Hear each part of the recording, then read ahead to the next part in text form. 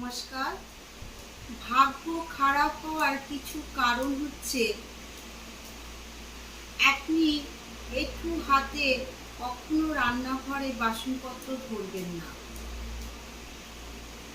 আপনি কাউকে দান করলে সেটি গোপন রাখবেন, না হলে দানের ফল কিন্তু আপনি পাবেন না কেউ জানতে পারলে। আপনি আপনার পেন কাউকে দেবেন না,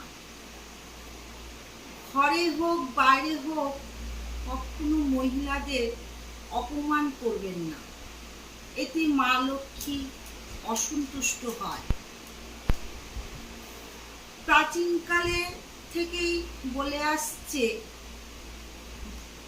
মেয়েরা হচ্ছে ঘরের লক্ষ্মী, সেই কারণে কখনো মেয়েদের অপমান করবেন না, কথা বলবেন না।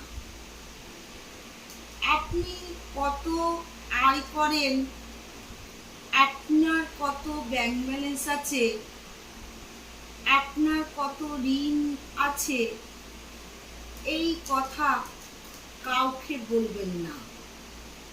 এতে আপনার আস্তে আস্তে আপনার আয় উন্নতি কমে যাবে, ধীরে ধীরে আপনার আয় উন্নতি কিন্তু কমে যাবে। সেই কারণে আপনি কাউকে এইসব কথা বলবেন না, এতে আপনিই ভালো থাকবেন। নমস্কার।